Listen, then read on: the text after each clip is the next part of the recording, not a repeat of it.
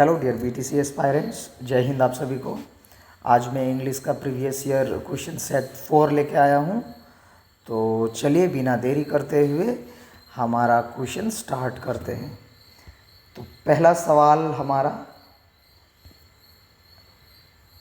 Choose the phrase nearest in meaning to the underline part. Synonyms पूछा है question number 1 में, कौन सा मीनिंग होगा जो अंडरलाइन पोर्शन का। क्वेश्चन दिया गया है, the poor man stood abashed at the display of wealth. Meaning क्या हो रहा है इसमें?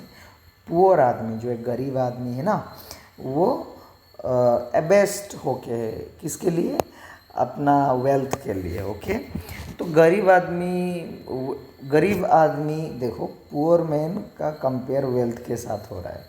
तो पुअर आदमी के पास क्या वेल्थ, पैसा होगा? नहीं होगा। तो अगर पैसा नहीं होगा उसके लिए वो क्या फील करेगा? Okay, option A embarrassed, option B humiliated, option C surprise, option D elevated. तो इसमें मीनिंग क्या आएगा? एबेस्ट का मीनिंग आएगा एम्बेरेस्ड। ओके, एम्बेरेस्ड का मीनिंग क्या होता है? खुद को जो शर्मिंदा फील करेगा, वो अच्छा फील नहीं करेगा। तो क्योंकि उसके पास धन नहीं है, पैसा नहीं, ऑब्वियसली उसको अच्छा फील नहीं होगा, शर्मिंदा फील होगा। तो the poor man stood embarrassed eight the display of wealth हो जाएगा answer. Okay, question number 2, Rahul was amazed at how affable his new employer was। अब affable का मीनिंग क्या है इसमें? राहुल अमेज हुआ, बहुत खुशी हुआ। क्यों? जो अपना न्यू एम्प्लॉयर है उसका क्या देख के खुशी हुआ? ओके, उसका क्या देख के, अगर कोई नया एम्प्लॉय काम करने आएगा उसका क्या चीज़ देख के तुमको खुशी लगेगा? ऑप्शन है डिमांडिंग। क्या एफेबल का मीनिंग डिमांड होगा? उसका डिमांड देख के खुशी तो नहीं लगेगा। पोलाइट देख के politeness, yes, option B correct हो जाएगा, politeness. Rahul was amazed at how polite his employer was. कितना पोलाइट था, ओके, प्यारा था, सॉफ्ट था, इसीलिए उसको अच्छा लगा। Okay, question number 3, circumspect. Circumspect का मीनिंग क्या होता है? सरकमस्पेक्ट का मीनिंग होता है केयरफुल। ओके, याद रखना, कोई चीज़ काम अगर हम ध्यान से करते हैं, केयरफुली करते हैं, उसका मीनिंग सरकमस्पेक्ट होता है। सो इसमें ऑप्शन ए ग्लूमी। ग्लूमी का मीनिंग क्या होता है? Sad type. Okay, option be cautious. Okay, cautious का मीनिंग होता है केयरफुल, किसी चीज़ सावधानी से करना। ओके, रेकलेस और डार्क ये नहीं होगा। चलो क्वेश्चन नंबर 4 देखेंगे अभी हम। ओके, थोड़ा जूम इन कर लेते हैं। Question number 4, that is self reproach, not reapproach, reproach. Self reproach is not always good every time, is not always very good thing. Self reproach अच्छा चीज़ नहीं है। तो इसका ऑपोजिट पूछा गया, देखो ऑपोजिट वर्ड पूछा गया, माने उल्टा क्या होगा? तो सेल्फ रिप्रोच का मीनिंग क्या होता है, पहले ये चीज़ जान लो। ओके ओके, तो सेल्फ रिप्रोच का मीनिंग होता है अगर खुद को तुम किसी चीज़ के लिए ब्लेम करना, तुम खुद को मिस्टेक, अपना गलती मानना, ब्लेमिंग करना खुद को, उसको सेल्फ रिप्रोच होता है। तो सेल्फ रिप्रोच का भी उल्टा क्या होगा? सेल्फ एस्टीम हो जाएगा, सेल्फ एजरेंस या सेल्फ जस्टिफिकेशन। सेल्फ जस्टिफिकेशन हमारा करेक्ट आंसर हो जाएगा। सेल्फ जस्टिफिकेशन का मीनिंग क्या होता है? तुम खुद को जस्टिफाई कर रहे हो कि तुम गलत नहीं हो, तुम सही हो। ओके, तो self justification will be the correct answer here. Self reproach माने खुद को ब्लेम करना किसी चीज़ में, और उसका उल्टा सेल्फ जस्टिफिकेशन की तुम सही हो, उसका जस्टिफाई कर रहे हो, तो ऑपोजिट है, तो सेल्फ जस्टिफिकेशन करेक्ट हो जाएगा। Okay, the dictator quelled the uprising. Okay, quelled the uprising, तो इसका ऑपोजिट क्या होगा? क्वेल्ड का मीनिंग क्या होता है पहले जान लो। क्वेल्ड का मीनिंग, अगर किसी झगड़ा को तुम कमा देना, सप्रेस करना, बंद करना, ओके, रुका देना, उसी को क्वेल बोलते हैं। और क्वेल, अगर झगड़ा को रुकाना को क्वेल बोलता है, इसका अपोजिट क्या होगा? झगड़ा को बढ़ाना। ओके, और बढ़ाने के लिए किसी चीज़ को, उसको हम क्या बोलेंगे? फोस्टर्ड बोलेंगे, या डिफेंडेंट बोलेंगे, या सपोर्टेड बोलेंगे, या फोमेंटेड। आंसर डी हमारा करेक्ट हो जाएगा, फोमेंटेड।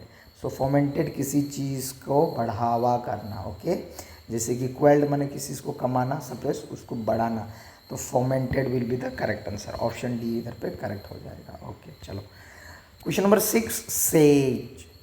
तो सेज का ऑपोजिट मीनिंग निकालना है।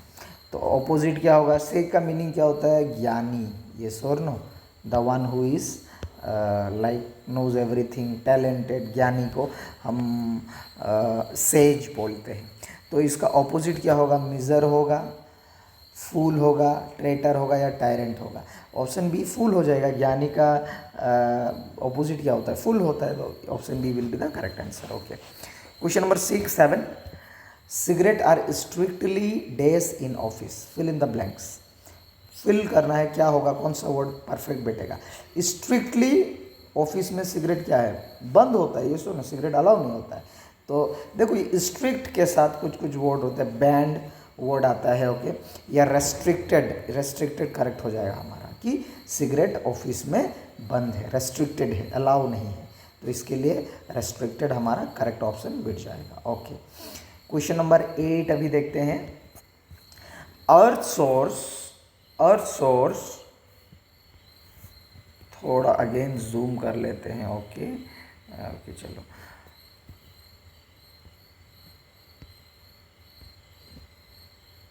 Question number 8, earth's resources are adequate, days our need not grid.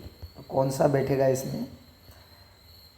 अर्थ का जो रिसोर्स है हमारे लिए एडिक्वेट है, ओके, किसके लिए? हमारे नीड के लिए।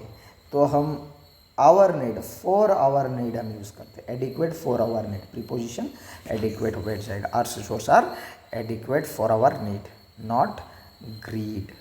Okay, question number 9, the fear of consequences did not deter him dash doing the right thing.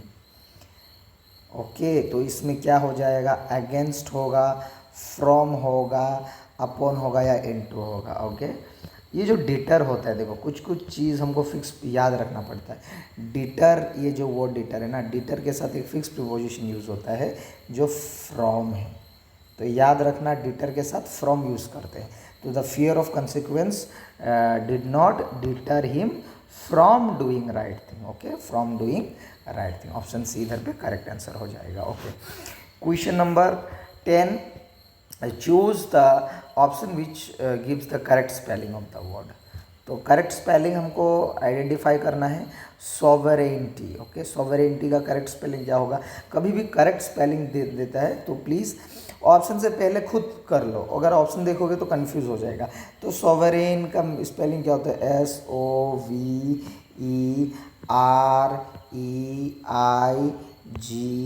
Sovereign. Okay, ये होता है ना सॉवरेंटी, सॉवरेंटी। अब ऑप्शन चेक कर लो कौन सा करेक्ट है। सॉवरेंटी, ऑप्शन ए ही मेरा करेक्ट आंसर होता है। निटी नहीं होता है, NITY NITY NITY, देखो तीनों में। सो ऑप्शन ए हमारा करेक्ट आंसर हो जाएगा, सॉवरेंटी। ओके, 11 में भी करेक्ट स्पेलिंग पूछा गया है बुलेटिन का। तो बुलेटिन का अगेन करेक्ट स्पेलिंग क्या होता है? ओके, बुलेटिन, BULLETIN, बुलेटिन, ये मेरा करेक्ट होता है। ओके, ऑप्शन देखोगे तो कंफ्यूज हो जाएगा। देखो बुलेटिन TINE दिया है लास्ट में, ये करेक्ट हो जाए, रॉन्ग हो जाएगा। इसमें सिंगल एल है, रॉन्ग हो जाएगा। इसमें भी सिंगल एल है, रॉन्ग हो जाएगा। तो ऑप्शन बी मेरा करेक्ट हो जाएगा, बुलेटिन, BULLETIN। ओके चलो, क्वेश्चन नंबर 12 देखते हैं। I am the apples of my mother's taste. तो इसे कौन सा ये एक ईडियम है। Okay, apple of my eye बोलते हैं ना, आँखों का बहुत प्यारा, apple of my eye, apple of my eye, ये एक ईडियम है। ईडियम सबको याद ही करना पड़ेगा। ओके, अगर सेंटेंस में बेसिक अगर आप इंग्लिश यूज़ करते हो, आप इंग्लिश सही है, तो this things are very easy. So I am the apples of my mother's eye. Okay, option D correct हो जाएगा। ओके चलो, question number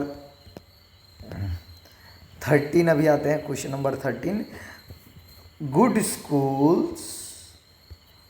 schools results are not the be all and dash all of educating a child. Okay, ये idiom से ये भी idioms जब आता है, अगर इडियम्स नहीं पता होगा तो आपको सेंटेंस लगेगा क्या कौन सा सेंटेंस है। ओके, तो इसमें देखो good schools are not the, ये be all and dash all. Okay, ये इडियम से कौन सा इडियम्स होता है, be all and all. Okay, be all and all, ये इडियम्स। इसका मीनिंग क्या होता है, इम्पोर्टेंट, कोई चीज़ बहुत इंपॉर्टेंट। तो good school results are not important of educating a child. सिर्फ स्कूल का गुड रिजल्ट ही इम्पोर्टेंट नहीं है बच्चों को एजुकेट करने का, उससे बाहर का भी चीज़ है, जैसे कि मैनर्स पकड़ लो, ये और नो प्रैक्टिकल थिंग्स पकड़ लो। ओके, सिर्फ रिजल्ट मैटर नहीं करता है, चाइल्ड का इम्पोर्टेंस वही बताया गया है। तो be all and all, and all. Okay, ये इडियम से याद रख लेना। Okay, question number 14, the scheme was launched in Gujarat, soon Orissa to followed. क्या होगा, suit, caught, suit, step. Okay, इसमें मीनिंग याद करना पड़ेगा। जैसे कि दो जो एक स्कीम आया है, गुजरात ने फॉलो किया, अब बहुत जल्दी उड़ीसा भी फॉलो करेगा। अगर कोई चीज़ एक आफ्टर कोई दूसरा भी चीज़ फॉलो करता है ना, उसको हम ये सूट बोलते हैं, SUIT, स्वीट। तो क्वेश्चन नंबर 14 का ऑप्शन सी करेक्ट हो जाएगा। The scheme was launched in Gujarat, soon Orissa to followed suit. Okay, suit का मीनिंग एक आफ्टर दूसरा भी फॉलो कर रहा है उसको।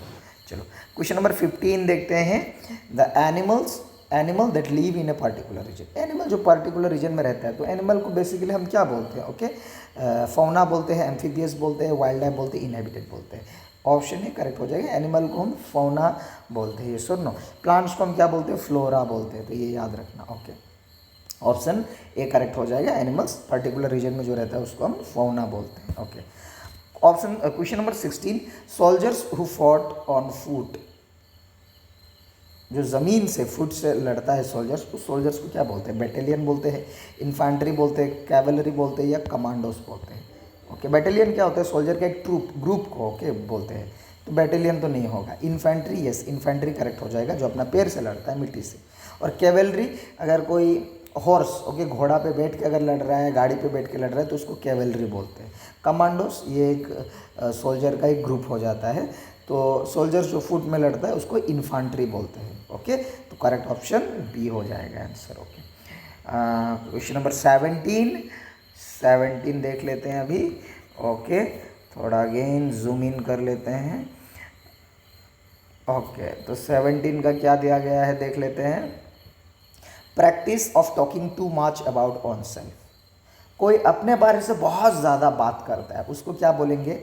Option A narcissism, option B chauvinism, option C egotism, या ऑप्शन डी अल्ट्रुइज्म। तो करेक्ट आंसर क्या हो जाएगा इसमें, जो नार्सिज्म होता है ना, वो खुद का बहुत ऑब्सेस्ड। ओके, इसमें दो ऑप्शन में थोड़ा लाइक कंफ्यूज, नार्सिज्म या ईगोटिज्म। आंसर सी हो जाएगा, ईगोटिज्म।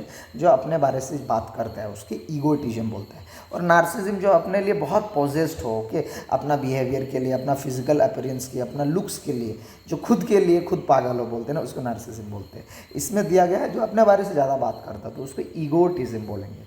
ओके, ईगोटिज्म। एल्ट्रिज्म क्या होता है, जो दूसरों के लिए ओके बहुत काइंड हो, उसको हम एल्ट्रुइज्म बोलते हैं। ओके, ऑप्शन बी जो चौविज्म है, प्लीज़ ये आप थोड़ा खुद रिसर्च कीजिए और मुझे कमेंट में बताइए कि शोविनिज्म का मीनिंग क्या होता है। ओके, अगर आप लोग कमेंट करते हैं, मुझे पता चलता है कि आप मेरा वीडियो देख रहे हैं, मेरा वीडियो से आपको कुछ फ़ायदा हो रहा है, और मुझे भी एनर्जी मिलता है कि नेक्स्ट वीडियो मैं बनाऊं। तो प्लीज़ मुझे कमेंट करना शोविनिज्म का मीनिंग क्या होता है। ओके, क्वेश्चन नंबर 18 अभी देखते हैं। She did not ask any question to him. तो इसका करेक्ट क्या हो जाएगा, she did not ask any question to him. Option A any question from him, any him any question, to him any question, no improvement. क्या हो जाएगा, she did not ask him any question. Okay, to him ये जो दिया गया ना, ये पहले आना चाहिए, ये सर। तो ऑप्शन बी मेरा करेक्ट हो जाएगा, she did not ask him any question, she did not ask him any question. So option B मेरा करेक्ट हो जाएगा इसमें। चलो क्वेश्चन नंबर 19 देखते हैं। When the soldier return home after the war was over. जब सोल्जर रिटर्न हुआ war से, his wife received him with open hands. So ये इडियम से क्या होता है, अगर कोई बाहर से आ रहा है, ये सोनो सोल्जर, सो उसका वाइफ उसको किस तरह से रिसीव किया, okay, with open hand, okay, बहुत अच्छी तरह से स्वागत करना है। क्या बोलते हैं, विथ ओपन आर्म बोलते हैं, नॉट ओपन हैंड बोलते, विथ ओपन आर्म बोलते हैं। ऑप्शन ए करेक्ट हो जाएगा, ओके, ओपन आर्म बोलते हैं। चलो उसके बाद क्वेश्चन नंबर 20 अभी देखेंगे। We spoke about this yesterday, we spoke about this yesterday haven't we. इसको टेक क्वेश्चन लगाना है। टेक क्वेश्चन क्या होगा, देखो सेंटेंस अच्छे से पढ़ना। टेक क्वेश्चन में कभी भी ऑब्जेक्ट के बारे से मत देखो, ओके। फर्स्ट दो जो वर्ब और सब्जेक्ट, सब्जेक्ट और वर्ब से ही आंसर आता है। स्पोक है, स्पोक का ये पास्ट है, वर्ब टू में है कि नहीं, पास्ट में है। स्पीक, स्पोक, स्पोकन बोलते हैं वर्ब टू। और पास्ट के लिए हम क्या यूज़ करते हैं, डिड यूज़ करते हैं। और मैंने बताया था हमारा प्रीवियस वीडियो में, हम टेक क्वेश्चन कभी भी करते हैं अगर सेंटेंस पॉजिटिव है, देखो ये नेगेटिव सेंटेंस नहीं ना, तो हमारा टेक क्वेश्चन नेगेटिव में आता है। तो डिड नॉट, ओके, वी का वी रहेगा तो डिड नॉट वी मेरा करेक्ट आंसर हो जाएगा। इसमें हैडेंट, नो इम्प्रूवमेंट या इजेंट तो आने वाला नहीं है, ये सुन नो। So did not V, did क्यों लगा, क्योंकि स्पोक पास्ट था, ओके। अगर स्पीक रहता तो क्या होता, डोंट वी था होता, ओके। तो ये सब चीज़ जान लेना, okay. So didn't we will be the correct answer. Question number 21, the patients could have been saved if we had been taken to the hospital. क्या इसमें कोई गलती है, कुड बी सेव्ड होता या कुड सेव होता, हैड बीन सेव्ड होता या नो इम्प्रूवमेंट। अच्छे से ध्यान से देखना, देखो एक पार्ट देखो, ही हैड बीन टेकन, ये पास्ट पार्टिसिपल में है, तो दूसरा भी पास्ट परफेक्ट में ही होता है, ये सुर नो, पास्ट परफेक्ट में भी होता है, उसके साथ कुड या वुड लगता है, ये रूल्स होता है, ये सुर नो। तो रूल्स के हिसाब से एवरीथिंग इज सेम, सही चीज़ करेक्ट ही है, तो इसमें हमको कोई भी इम्प्रूवमेंट नहीं चाहिए। The patients could have been saved if he had taken to the hospital in time, अगर टाइम में उसको हॉस्पिटल पहुंचाता तो बच जाता, ओके। नो इम्प्रूवमेंट, इम्प्रूव नहीं चाहिए। क्वेश्चन नंबर 22 देखेंगे। It was not long for I discovered that the man could neither read nor write. So it was not long for I discovered that the man could neither read nor write. इसका meaning क्या होगा, long for का जगह में long before आएगा, long since, longer than, no improvement. Option A इसमें correct आ जाएगा। It was not long before, okay, I discovered that the man could neither read और राइट। मुझे बहुत पहले से नहीं पता था, ओके, कि उसको लिखना नहीं आता, ओके। बहुत इन दिनों ही मैंने जस्ट बहुत लाइक वेरी 2-4 दिन पहले मुझे पता हुआ कि वो लिखना, उसको लिखना और पढ़ना नहीं आता। तो लॉन्ग बिफोर होगा, लॉन्ग फॉर नहीं होगा, okay. He plays cricket and tennis also. Question number 23 होगा, क्या हो जाएगा देख लो, okay. Question number 23, he plays cricket and tennis also.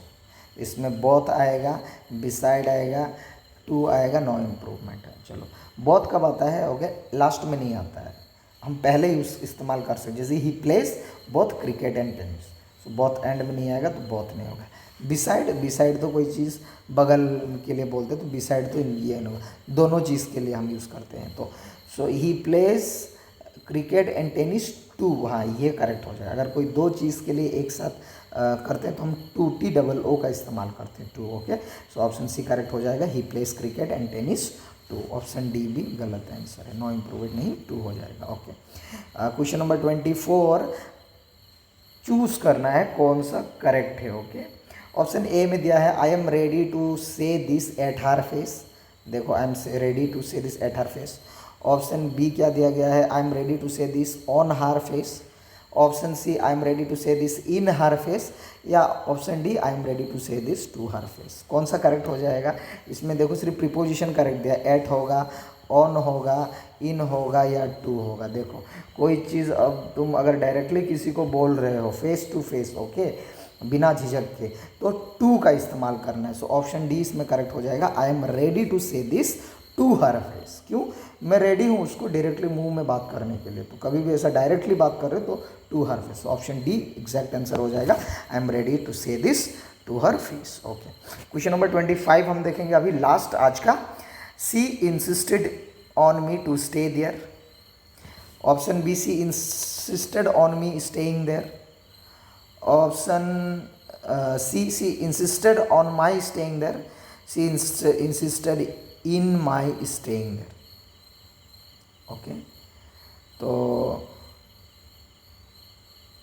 इसमें करेक्ट क्या हो जाएगा आप ध्यान से देखिए। Okay, option A, she insisted on me to stay there. On me to stay there ये नहीं होगा। Okay, she insisted on me staying there. देखो स्टेइंग के साथ ये जो मी है, ओके, ये प्रोनाउन यूज नहीं होगा। Okay, she insisted on my staying there. आपको सेंटेंस थोड़ा हट के लग रहा है, लेकिन ऑप्शन सी ही इसमें करेक्ट हो जाएगा। देखो मैं बता रहा हूँ स्टेइंग क्या है। स्टेइंग एक जेरेंड फॉर्म है, स्टेइंग, यस और नो, और जेरेंड फॉर्म आईएनजी लगा हुआ है, तो इसके साथ हमारे पास कौन सा प्रोनाउन लगता है, पॉजेसिव प्रोनाउन लगता है, और पॉजेसिव प्रोनाउन हमारा माई है। Okay, my is a possessive pronoun. Okay, so इसमें she insisted on me staying there. Okay, तो इसमें करेक्ट आंसर क्या हो जाएगा, she insisted in me staying there होगा, या सी। ओके, तो करेक्ट हमारा option C, she insisted on. Okay, insisted के साथ ऑन होगा, ये सही है। ऑन माई स्टेइंग देयर, तो स्टेइंग ये जेरेंड फॉर्म है, आईएनजी के साथ हम पॉजेसिव प्रोनाउन यूज़ करेंगे माई। ये देखो पॉजेसिव, ये इन है, तो इन के लिए ये भी गलत हो जाएगा। So option C is the correct answer. Okay, तो चलो आज का हमारा 25 इम्पोर्टेंट PYQs का सेट कंप्लीट हुआ। आई होप आप सभी को मज़ा आया, एंड आई फील कि बहुत जल्दी और मैं PYQs लेके आऊँगा for both English and GK। आपको क्या चाहिए प्लीज़ मुझे कमेंट में बताइएगा, ताकि मैं उस बेसिस में वीडियो बना पाऊँ।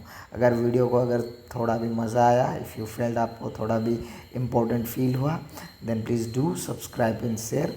आपका हर एक सब्सक्रिप्शन और शेयर मुझे एनर्जी देता है कि मैं आपके लिए दूसरा वीडियो बनाऊँ। आज के लिए इतना ही। जय Hind, thank you so much.